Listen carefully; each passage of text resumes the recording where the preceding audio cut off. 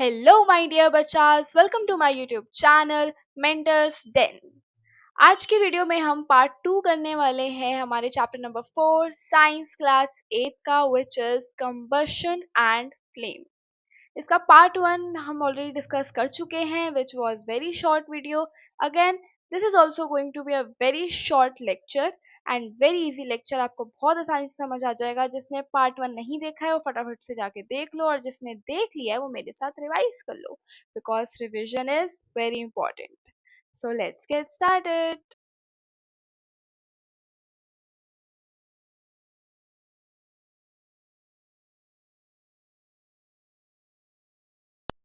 तो सबसे पहले हमने पढ़ा था कि फ्यूल क्या होता है, राइट?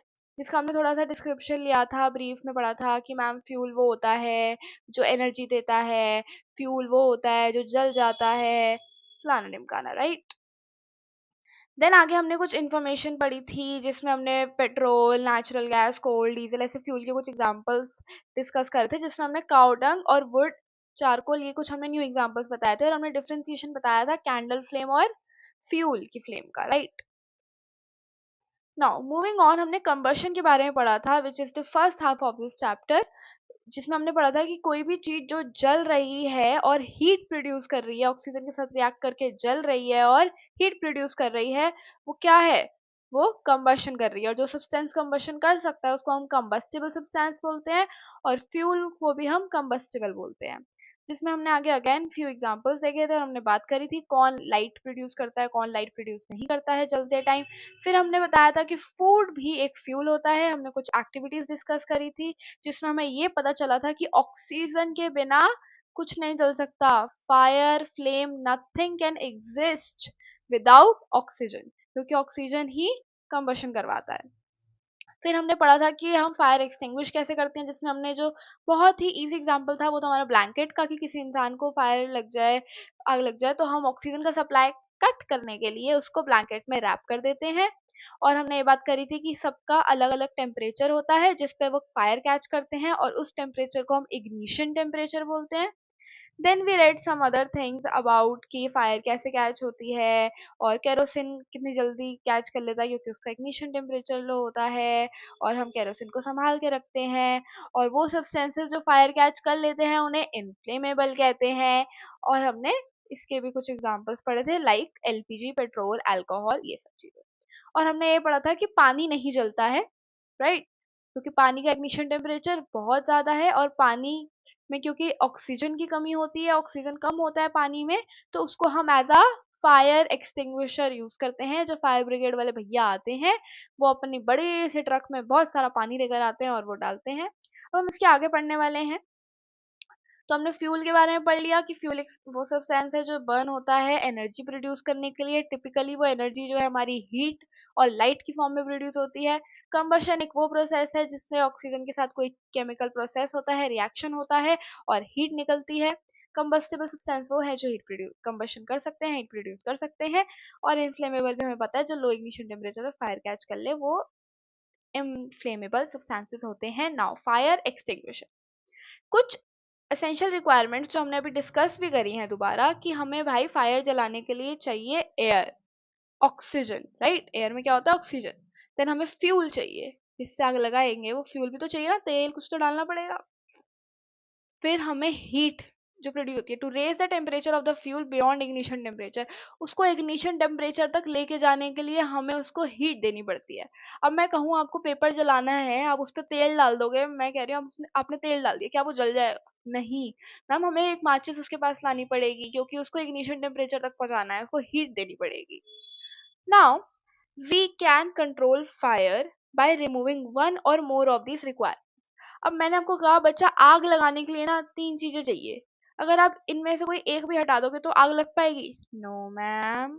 एग्जैक्टली, या तो हम कोई एक हटाएंगे या हमें 2-3 हटानी पड़ेगी।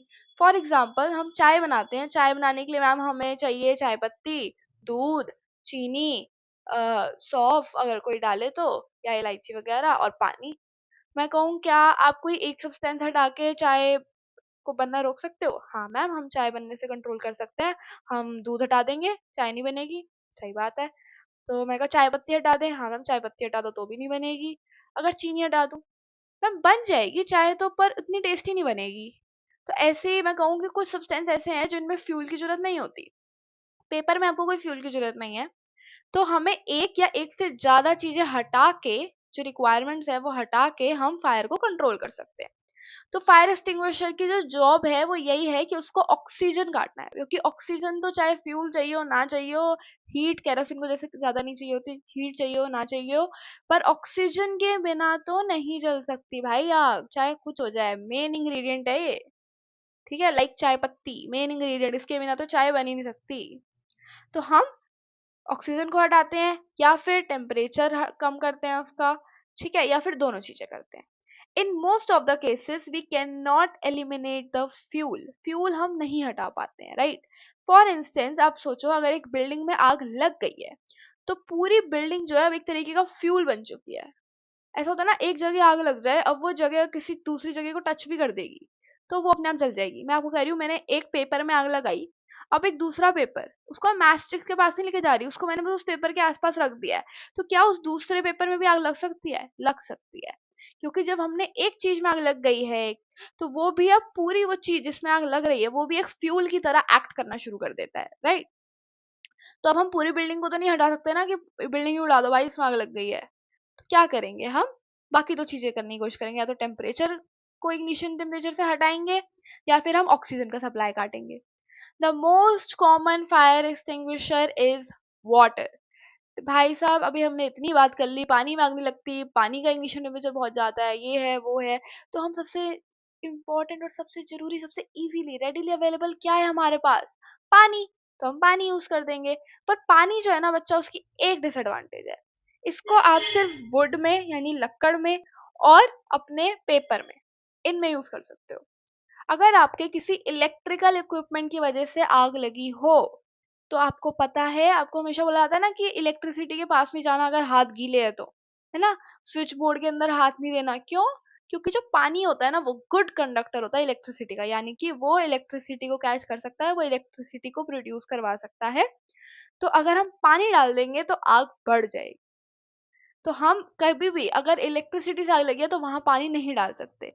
तो मैम क्या करेंगे? और कहाँ नहीं डाल सकते पानी? पानी हम तेल से लगी हुई आग में नहीं डाल सकते, हम पेट्रोल से लगी हुई आग में नहीं डाल सकते। क्यों? क्या होगा? क्योंकि आपने देखा है जब हम पानी में तेल डालते हैं या तेल में पानी डालते हैं, तो जो तेल है वो ऊपर ही तैरता रहता है, राइट। पानी उसके नीचे चला जाता है। तो तेल की आग को कुछ भी नहीं होगा पानी से। So for these carbon dioxide is the best extinguisher। तो इसलिए हम कार्बन डाइऑक्साइड का यूज करते हैं, क्योंकि कार्बन डाइऑक्साइड हमारे ऑक्सीजन से वेट में हैवी होती है। तो क्योंकि वो हैवी है ना, तो वो ऑक्सीजन के आसपास एक ब्लैंकेट, एक समझ लो तुम जाल सा बना लेगी कि नहीं भाई ऑक्सीजन तुझे नहीं जाने देंगे, तेरा तो कांटेक्ट काट के मानेंगे फ्यूल से, ठीक है। नाउ द एडेड एडवांटेज जो है हमारी कार्बन डाइऑक्साइड की वो ये है कि ये हमारे इलेक्ट्रिकल इक्विपमेंट्स को हार्म नहीं करती। अगर मैंने पानी डाल दिया तो इलेक्ट्रिकल इक्विपमेंट्स खराब हो जाएंगे, है ना। ये शॉर्ट सर्किट और ज्यादा हो सकता है, आग और ज्यादा लग सकती है। पर जहां तक बात है कार्बन डाइऑक्साइड की, वो हमारे इलेक्ट्रिकल इक्विपमेंट्स को कोई नुकसान नहीं पहुंचाती। आपने देखा होगा आपके स्कूल्स में, ऑफिस में, बहुत जगह, अपने हॉस्पिटल्स में भी, हर जगह देखा होगा एक सिलेंडर, जैसा कि आपको अभी दिख रहा है स्क्रीन में, ऐसा सिलेंडर लगा होता है, राइट। आप कहोगे कि मैम इसमें पानी थोड़ी हो सकता है, इतने से पानी से आग थोड़ी बुझती है। इसके अंदर बच्चा कार्बन डाइऑक्साइड होती है, ठीक है, और वो आग को बुझाती है। क्योंकि हमें तो नहीं पता ना, यहाँ तो किसी भी जरिए से आग लग सकती है, यहाँ लकड़ और कागज वाली है ना, वुड पेपर वाली आग तो नहीं लगेगी, या तो शॉर्ट सर्किट होगा, इलेक्ट्रिकल आग लगेगी, या आसपास कोई पेट्रोल पंप वगैरह होता है वहां भी यही होते हैं, वहां कोई और आग लगेगी, तेल वाली आग लगेगी। Now, carbon dioxide is stored at a high pressure as liquid in cylinders। जैसे हम सीएनजी गैस जो है हमारी, उसको भी कंप्रेस करके डाल के रखते हैं ना, इसको भी हम कार्बन डाइऑक्साइड को भी सिलेंडर में बहुत ही ऐसे हाई प्रेशर में प्रेशराइज करके प्रेस करके डाल के रखते हैं। ये लिक्विड की फॉर्म में होता है, ठीक है। हम गैस, आपने देखा होगा जब वाटर मॉलिक्यूल को बहुत ज्यादा प्रेशर, अंडर प्रेशर रखा जाता है, तो क्या होता है कि वेपर्स जो है वो लिक्विड फॉर्म में कन्वर्ट हो जाते हैं, राइट। ऐसे ही कार्बन डाइऑक्साइड एक गैस है, उसको हम जब प्रेशर, हाई प्रेशर में लेके जाते हैं तो वो लिक्विड फॉर्म में कन्वर्ट हो जाती है, तो वो सिलेंडर में एक लिक्विड फॉर्म में भरी होती है। When it is released from the cylinder, it expands enormously। In volume and cools down.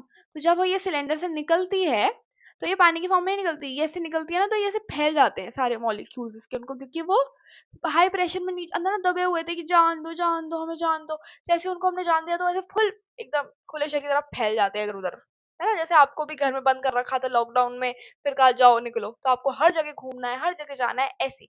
तो ये फैल जाते हैं, इनका वॉल्यूम बहुत ज्यादा होता है, ये प्रेशर में होते हैं अंदर, बाहर आके कूल डाउन हो जाते हैं, है ना। So it is not only forms a blanket around the fire but also brings down the temperature। तो क्योंकि ये cool down हो गए हैं तो ये blanket तो form कर ही रहे हैं, ये temperature भी ठंडा कर रहे हैं। ignition temperature तो जलाने के लिए चाहिए ना, तो वो तो गर्म टेम्परेचर होता है, इसमें टेम्परेचर ठंडा कर रहे हैं, कम कर रहे हैं, लो कर रहे हैं, इसलिए ये बेस्ट फायर एक्सटिंग्विशर है। तो कोई भी पूछे बेस्ट फायर एक्सटिंग्विशर कौन है, तो कार्बन डाइऑक्साइड है। कार्बन डाइऑक्साइड क्योंकि हम हर तरीके की फायर में यूज कर सकते हैं। नाउ कंबशन के कुछ टाइप्स है जो हम पढ़ेंगे। एक होती है हमारी रैपिड कंबशन। रैपिड कंबशन होती है ब्रिंग, जैसे हम मैचस्टिक को जब हम स्टोव के पास लाए, कैंडल के पास लाए, उसको हमने टच करवाया, आग उसमें लग गई, राइट। तो इसमें क्या हुआ कि वो जैसे ही हमने टच करवाया वैसी आग लग गई, वैसी हीट प्रोड्यूस हो गई, वैसी लाइट आ गई। इसको हम बोलते हैं रैपिड, कि फटाफट से हो गई। एक होती है स्पॉन्टेनियस, जैसे कि बेचारा जो फॉस्फरस होता है वो हवा में बर्न कर जाता है रूम टेम्परेचर पे। जैसे हमारा केरोसिन ऑयल है ना, ऐसे ही रूम टेम्परेचर बर्न कर गया, तो ऐसे जो फॉस्फरस है वो भी ऐसा सब्सटेंस है जो burns in the air at room temperature. तो ये type of combustion where a material suddenly burst into flame, कि वो जैसे ही आया वैसे ही वो फट गया, बर्स्ट हो गया, वैसे ही फ्लेम आ गई, उसमें आपको कोई अपेरेंट कॉज नहीं लगाना पड़ा, यानी बाहर से कोई चीज नहीं लानी पड़ी, मैच स्टिक नहीं लानी पड़ी, लाइटर नहीं लाना पड़ा, कैंडल नहीं लानी पड़ी उसके पास। वो जैसे ही आप उसको बाहर रूम टेम्परेचर पे लेके गए, फट करके जल गया वो, है ना। वो होता है स्पॉन्टेनियस, कि भाई साहब एक झटका भी नहीं लगा, एक सेकंड में, ठीक है, उसमें से बाहर से हमें कुछ एक्सटर्नल चीज नहीं यूज करनी पड़ी उसको जलाने के लिए। जब एक फायर क्रैकर, जो आपके पटाखे होते हैं दिवाली वाले, जब उसको इग्नाइट किया जाता है, यानी उसमें आग लगाई जाती है बाय मैच स्टिक्स और फुलझड़ी वगैरह जिससे भी आप लगा रहे हो, एक सडन रिएक्शन होता है जिसमें हमारा बहुत ज्यादा हीट निकलती है ना, बहुत ज्यादा लाइट निकलती है और साउंड भी निकलती है, राइट, आवाज भी तो आती है। तो large amount of gas is liberated in such reaction, जिसमें बहुत ज्यादा धुआं निकलता है ना। हम कहते हैं ना क्यों नहीं जलाते हम फायर क्रैकर्स, क्योंकि वो पॉल्यूशन करता है, उसमें से बहुत ज्यादा गैस निकलती है, उससे बहुत ज्यादा साउंड निकलती है। तो ऐसा रिएक्शन जिसमें बहुत ज्यादा अमाउंट ऑफ गैस निकलती है उसको हम एक्सप्लोजन कहते हैं। क्या कहते हैं? एक्सप्लोजन। कि कुछ फटा है, जला नहीं है, फटा है, एक्सप्लोजन हुआ है। Now, the second part of the chapter, which is very short again, it's flame. Ma'am flame तो हमें पता है, हमने घर में देखी है, सामने भी दिख रही है, एक स्टोव की फ्लेम है हमारे गैस की, और एक हमारी कैंडल की फ्लेम है। तो जो एलपीजी वाली फ्लेम है ना, एलपीजी कौन सी हो गई? एलपीजी सिलेंडर वाली, यानी घर की गैस की, स्टोव की फ्लेम, और जो कैंडल की फ्लेम है उसमें थोड़ा सा फर्क है जो आपको दिख रहा होगा। जो गैस की फ्लेम होती है हमारी स्टोव वाली, एलपीजी वाली, वो ब्लू कलर की ज्यादा दिखती है हमें, राइट। और जो कैंडल वाली होती है वो येलो ज्यादा दिखती है, नीचे से ब्लैकिश ब्लूइश इसमें भी होता है, पर वैसे येलो ज्यादा दिखती है, right. The substance which vaporises during burning gives flame. वो सब्सटेंस जो हमारे वेपराइज हो गए, जल के ऊपर चले गए, है ना, जब जल रही थी, वो सब्सटेंस फ्लेम प्रोड्यूस करते हैं। जैसे कि केरोसिन ऑयल, केरोसिन ऑयल को आप जलाओगे ना तो वो वेपर बन के उड़ जाता है, तो वो, हाँ, जब जलेगा तो वो फ्लेम प्रोड्यूस करेगा। जो हमारी वैक्स होती है वो वेपर बन के उड़ती है जब जलती है, तो वो भी फ्लेम प्रोड्यूस करेगा। अब चारकोल हो गया, चारकोल कभी उड़ नहीं जाएगा, वो कभी वेपराइज नहीं होगा, चारकोल के वेपर्स नहीं बनते हैं, तो वो फ्लेम प्रोड्यूस नहीं करता है। ना हम कैंडल के कुछ जोन्स के बारे में पढ़ने वाले हैं। उससे पहले ये एक्टिविटी थी जो आपकी बुक में दी हुई है, जिसमें आपको एक ग्लास ट्यूब लेनी है, उसको अपने पेयर ऑफ थॉन्ग से ऐसे पकड़ना है उसको, यानी किसी चीज से पकड़ना है, ताकि क्योंकि ग्लास ट्यूब गर्म हो जाएगी, आपको लगे ना इसलिए, ठीक है। और उसको आपने एक साइड से जलाना है, फिर उसके पास आप एक दूसरी साइड मैच स्टिक लेके जाओगे अदर हैंड पे। उससे क्या होगा कि आप देखोगे कि ग्लास ट्यूब जो है उसमें क्या फर्क दिख रहा है आपको। ग्लास ट्यूब एक तो हीट हो जाएगी, राइट, और फ्लेम प्रोड्यूस करेगी। Notice that the wax near the heated wicks melts down. तो इसमें हम ये प्रोड्यूस आपको बता रहे हैं कि देखो ग्लास जो हमारी कैंडल जल रही है वो जब जलती है वैक्स, तो वो वेपर्स प्रोड्यूस करती है, जो वेपर्स उस ग्लास ट्यूब से पास हो रहे हैं। तो जब हम ग्लास ट्यूब के दूसरी साइड जहाँ पे हमने आग नहीं लगाई वहां पे हम बस कैंडल नियर लेके गए हैं, राइट, तो वहां पे फ्लेम प्रोड्यूस होने लग गई है। क्यों होने लग गई है? क्योंकि वैक्स के वेपर्स आ रहे हैं। ग्लास ट्यूब नहीं प्रोड्यूस करता है फ्लेम। आप कांच जलाओ, आप कहोगे कांच जलेगा तो इसमें तो वो आएगा, है ना, फ्लेम आएगी, नहीं। उसके अंदर ट्यूब के अंदर क्योंकि वेपर्स आ गए हैं हमारी वैक्स के, जो हमारी वहां से कैंडल जल रही है उसके, इसलिए वो फ्लेम प्रोड्यूस कर रहा है। नाउ जो फ्लेम होती है इसके अलग अलग जोन्स होते हैं, हमने देखे हमेशा है, हमें पता भी होता है, पर हमें इतनी नॉलेज नहीं है उनके बारे में। थोड़ी सी नॉलेज आज गेन करेंगे। सबसे पहले हम पढ़ेंगे सबसे इंटरेस्टिंग जोन को, जो हम सब ने बचपन में किया है और आपका तो बचपन चल ही रहा है।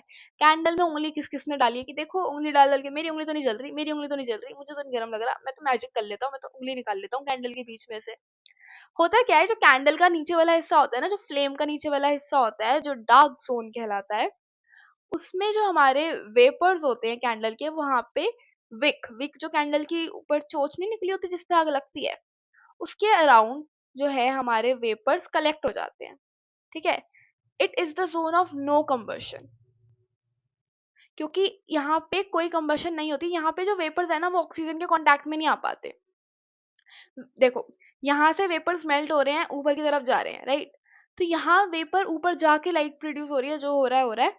नीचे वाले वेपर्स जो उड़ गए वो किसी कांटेक्ट में नहीं आ पा रहे हैं ऑक्सीजन के।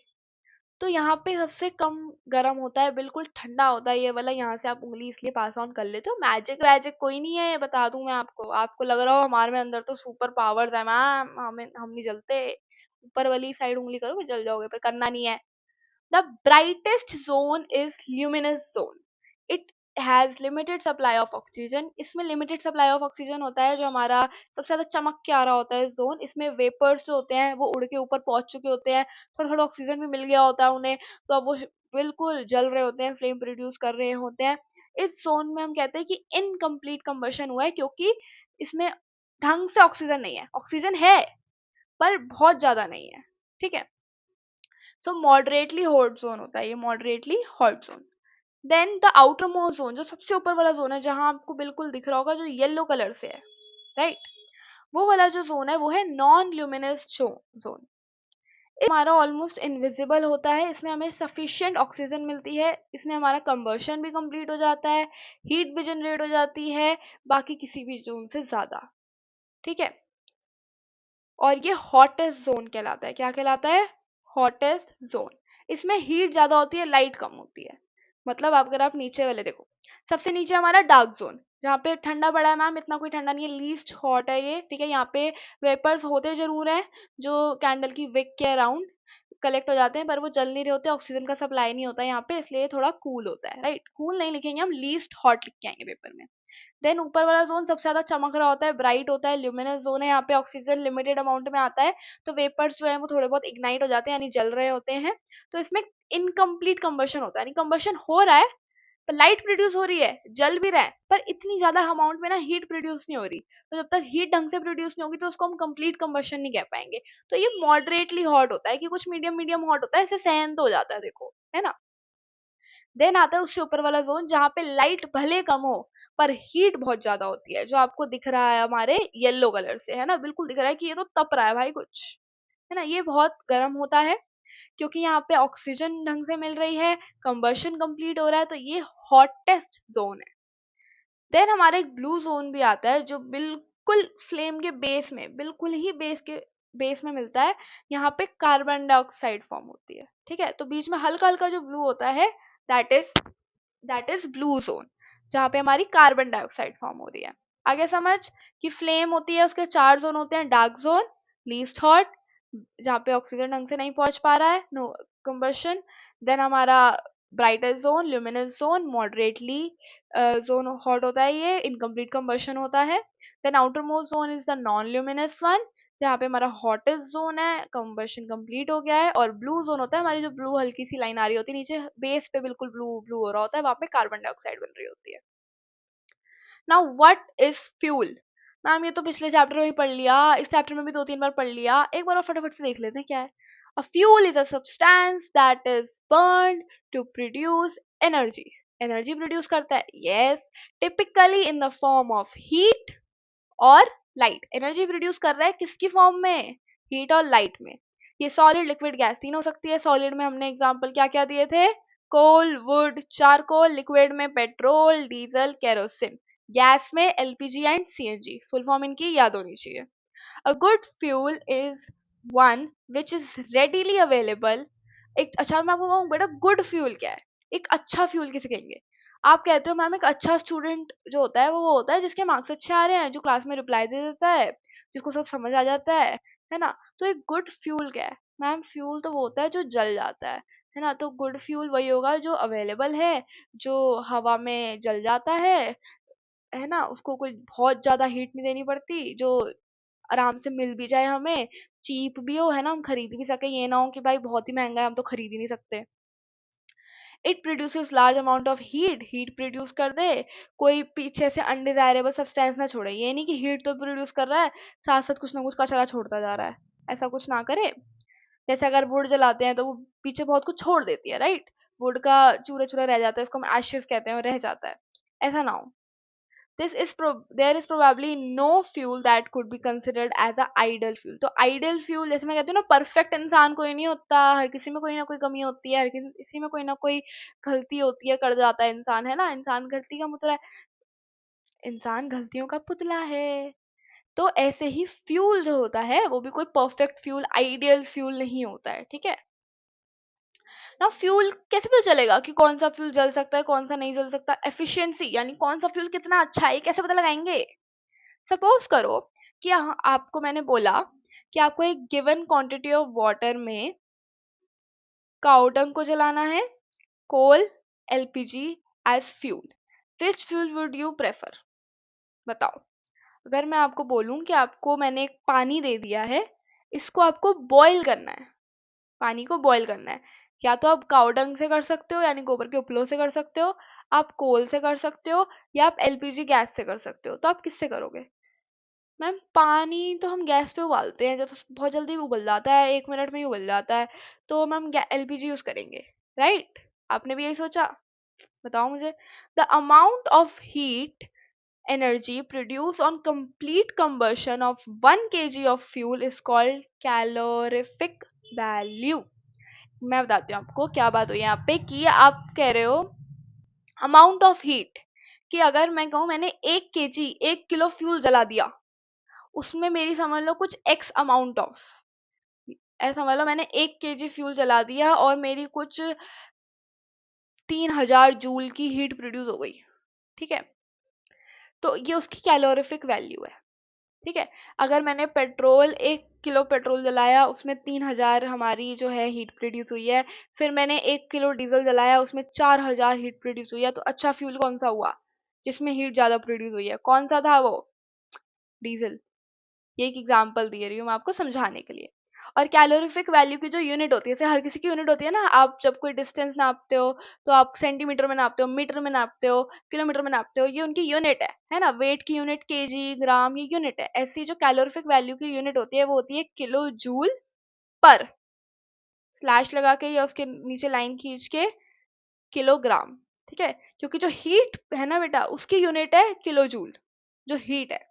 और जो हम कह रहे हैं कि हम इतना किलो फ्यूल जला देंगे, किलो किलो जो हमारा फ्यूल है, फ्यूल की यूनिट केजी है। तो क्योंकि हीट प्रोड्यूस हो रही है, कितनी हीट पर किलोग्राम प्रोड्यूस हो रही है हम ये देख रहे हैं, तो किलो जूल पर किलोग्राम। ये आपको याद रखना है, ये क्वेश्चन भी आ ही जाता है, क्योंकि देखो कुछ कुछ ही टॉपिक होते हैं जो ऐसे इंपॉर्टेंट है, जैसे कि इग्निशन टेम्परेचर इंपॉर्टेंट है, फ्यूल इतनी बार आ गया तो मैम इंपॉर्टेंट है ही है ना? फायर ब्रिगेड की बात हुई है मैम, तो वो भी इंपॉर्टेंट है। ऐसी हमारा कैलोरीफिक वैल्यू, एक नई टर्म जो हमने सुनी है, ये भी इंपॉर्टेंट है और ये याद करना भी जरूरी है। Now burning of a fuel leads to harmful products. आखिरी टॉपिक है कुछ, कि हम जब फ्यूल जलाते हैं तो उससे क्या क्या हार्मफुल चीजें होती है। कहते हैं ना नहीं जलाना चाहिए, क्या होगा जला देंगे तो? देखो, जैसे कि कार्बन के जो फ्यूल्स हैं, जो हमारे हो गए कोल, वुड, पेट्रोलियम, ये जब जलते हैं ना तो ये रिलीज करते हैं कुछ ऐसे कार्बन के पार्टिकल्स जो जल नहीं सकते, अनबर्न्ड पार्टिकल्स। और ये पार्टिकल्स जो होते हैं, क्योंकि ये जल नहीं सकते, खत्म नहीं हो सकते, तो ये हमारी हवा में फैल जाते हैं, पोल्यूशन कर देते हैं, और ये हमें रेस्पिरेटरी डिसीजेस कर सकते हैं। रेस्पिरेशन होता है सांस लेना, तो जब हम सांस लेंगे तो सांस लेने वाले जो डिसीजेज हैं, सांस लेने वाली जो दिक्कतें हैं, जैसे कि अस्थमा, अस्थमा आपको पता होगा, सांस लेने में जिन लोगों को दिक्कत आती है उनको अस्थमा की बीमारी होती है। तो सांस लेने वाली दिक्कतें, रेस्पिरेशन करने वाली दिक्कतें वाली बीमारी जो क्रिएट करते हैं वो है कार्बन के पार्टिकल्स, जो कार्बन वाले फ्यूल जलाने से होते हैं, लाइक कोल, वुड, पेट्रोलियम, ये सब। नाउ इनकम्प्लीट कंबशन हो अगर फ्यूल्स की, तो वो कार्बन मोनोऑक्साइड देती है। देखो, अगर फ्यूल तो जल गया, कंप्लीट कंबशन हो गई, तो वेल एंड गुड। अगर इनकम्प्लीट हो गई तो वो कार्बन मोनोऑक्साइड देगा, और कार्बन डाइऑक्साइड से भी बहुत बहुत बहुत ज्यादा खतरनाक है carbon monoxide, the most harmful gas. अब ये बहुत ही पॉइजनस गैस होती है, जहरीली गैस है बिल्कुल। ये एक इंसान को मार तक सकती है। आपको पता है, अगर आप एक बंद कमरे में हो, आप सोचो कोई एक इंसान है जो बंद कमरे में सो रहा है, वहां पे कोई चीज जल गई, तो वहां ढंग से कंबशन नहीं हुआ, तो क्या होगा? देखो, कंबशन क्या है कि हीट प्रोड्यूस होगी, धुआं निकलेगा। अगर वो हवा नहीं गई, वो धुआं अंदर इकट्ठा हो गया, जिसमें कार्बन मोनोऑक्साइड निकल रही है, वो कार्बन मोनोऑक्साइड वाला धुआं कमरे में इकट्ठा हो गया, घुटन हो जाती है लोगों को, वो घुटन से इंसान मर जाएगा, क्योंकि उस हवा में कार्बन मोनोऑक्साइड है। ठीक है, इसलिए कभी भी कहते हैं कोयला वगैरह, जो पहले लोग वो हीटर जलाते थे ना, उसमें वो कोयला जलाते थे, तो कहते हैं कोयला जला के सोना नहीं है कभी, क्योंकि आप गेट वेट बंद कर देते हो, है ना, कि हमें हीट चाहिए, गेट बंद कर दो, ऐसे तो हवा आएगी बाहर से ठंडी ठंडी। अरे भाई, अगर कार्बन मोनोऑक्साइड रिलीज हो गई ना, घुटन हो गई, तो मर भी जाता है इंसान। तो इसलिए कोल हमें कभी बंद कमरे में नहीं जलाना होता है। Then combustion of most of the fuels releases carbon dioxide. देखो, अब मेनली जो फ्यूल्स है ना, वो सब कार्बन डाइऑक्साइड छोड़ते हैं। और कार्बन डाइऑक्साइड आपको पता है कि मैम, कार्बन तो हवा में जाके रेस्पिरेटरी डिसीज कर रहा है, कार्बन मोनोऑक्साइड हमें मार रही है कमरे में, अगर कोई इंसान सो रहा है तो वो पॉइजनस गैस है, वो घुटन कर रही है, और कार्बन डाइऑक्साइड तो हम सबको पता है मैम, ग्लोबल वार्मिंग करता है ना। Burning of coal, diesel releases sulphur dioxide. अब हमने कोयला जो जलाया है पहले भी, जिससे रेस्पिरेटरी डिसीज भी हुआ है, और डीजल भी, अगर हम कह दें कि डीजल भी, ये दोनों चीजें जो है ये सल्फर डाइऑक्साइड भी रिलीज करती हैं। और सल्फर डाइऑक्साइड बहुत ही सफोकेटिंग और कोरोसिव गैस है, यानी ये भी आपको सफोकेट करवा सकती है, सांस लेने में दिक्कतें करवा सकती है। ऐसे ही जो पेट्रोल इंजन होता है ना, इसमें भी कुछ ऐसे नाइट्रोजन के ऑक्साइड्स निकलते हैं जो हमारे लिए अच्छे नहीं है। ये जो नाइट्रोजन होती है, ये सल्फर होता है, ये एसिड रेन करवाते हैं। एसिड रेन जो होती है, एक तरीके से आप से समझ लो कि बारिश हो रही है, उसमें पानी नहीं आ रहा, एसिड आ रहा है। एसिड कैसे बन गया पानी? क्योंकि उसमें नाइट्रोजन के ऑक्साइड और सल्फर जाके मिल गया, जो हमने पेट्रोल जलाया था उसकी वजह से मिल गया। तो ये जो पेट्रोल है, ये हमारे ऑक्साइड्स ऑफ नाइट्रोजन और सल्फर प्रोड्यूस करता है, जिससे एसिड रेन होती है, और एसिड गिर रहा है, तो जो नीचे क्रॉप्स हैं, बिल्डिंग है, सॉइल है, वो सब खराब होगा। क्रॉप खराब हो जाएगी, उस पर एसिड गिर गया। बिल्डिंग पे पेंट वेंट होता है, तो बिल्डिंग की जो स्ट्रांगनेस है वो खराब हो जाएगी, है ना। बिल्डिंग का पेंट खराब हो जाएगा, उसकी मजबूती खराब हो जाएगी, सीमेंट वेमेंट सब खराब हो जाएगा। सॉइल है तो मैम, सॉइल की क्या होती है, इरिगेशन की कैपेसिटी होती है उनकी, वो खराब हो जाएगी। CNG replacement in automobile because it produces harmful substances very small amount. Okay, तो हमने क्या किया कि पेट्रोल से तो एसिड रेन हो रहा है, और इतना कुछ हो रहा है, अलग अलग डीजल से अलग चीज हो रही है, सल्फर निकल रहा है, पेट्रोल से ऑक्साइड भी निकल रहे हैं, सल्फर भी निकल रहे हैं, इतना कुछ हो रहा है, मैम करें क्या? सीएनजी से रिप्लेस कर दिया गया है इन्हें, कि भाई पेट्रोल हार्मफुल है, सीएनजी ले लो। सीएनजी क्या है? हमारी नेचुरल गैस है, ये इतना कोई हार्मफुल प्रोडक्ट नहीं प्रोड्यूस करती है, इससे कोई ग्लोबल वार्मिंग नहीं होती है, इसमें से कोई रेस्पिरेटरी डिसीज नहीं करेगा, कोई कुछ नुकसान नहीं है इसका, सीएनजी ले लो। सीएनजी को हम क्लीनर फ्यूल कहते हैं, कि ये सबसे अच्छा क्लीन फ्यूल है। यही हमारा चैप्टर खत्म हो गया है। तो हमने इस वाले में थोड़ा हमारा फायर एक्सटिंग्विशर स्टार्टिंग में डिस्कस किया था, which is a very important topic, क्योंकि carbon dioxide is a best fire extinguisher. Then हमने बात करी थी सिलेंडर में कैसे इसको डालते हैं, हमने बताया हाई प्रेशर में डाला जाता है। रैपिड और स्पॉन्टेनियस कंबशन की हमने बात करी, जिसमें हमने बोला रैपिड वो है कि हम पास में कोई चीज लाएंगे जल्दी और वो फटाक से जल जाएगा, तो रैपिड है। अगर वो बिना किसी एक्सटर्नल फैक्टर के ही, अपेरेंट कोज के ही जल गया, तो वो स्पॉन्टेनियस है। फिर हमने एक्सप्लोजन ही बताया था, जो फटता है वो एक्सप्लोजन होता है, जिसमें बहुत ज्यादा गैस निकलती है। देन फ्लेम के बारे में, फ्लेम के अलग अलग 4 जोन्स के बारे में हमने पढ़ा था, और हमने फ्यूल को फिर से रिवाइज किया था, और फ्यूल की एफिशिएंसी हमने पता लगाई थी, जिसमें हमें कोई नई टर्म बताई थी मैम आपने, क्या थी वो? कैलोरीफिक वैल्यू, जिसकी यूनिट थी किलो जूल पर किलोग्राम। देन हमने बताया कि फ्यूल के, और ये आएगा क्वेश्चन, अगर आपको कोई 4-5 नंबर का क्वेश्चन आएगा तो यही आएगा कि फ्यूल के हार्मफुल प्रोडक्ट्स क्या क्या है ना, कि क्यों नहीं जलाना चाहिए। तो आपको याद रखना है कि कार्बन के फ्यूल जलाने से रेस्पिरेटरी डिसीज होता है, जैसे कि अस्थमा, और बाकी फ्यूल से क्या क्या होता है, कार्बन मोनोऑक्साइड रिलीज होती है, पॉइजनस होती है, ग्लोबल वार्मिंग होती है, पेट्रोल से क्या हो रहा है, एसिड रेन, ये सब चीजें आपको याद रखनी है। और सबसे बेस्ट फ्यूल कौन सा है? CNG.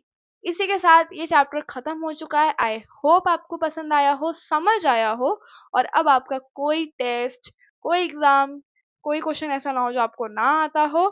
Thank you so much for watching this video. I will see you in another lecture. Bye bye. Thank you, and like, share, comment, subscribe to my YouTube channel.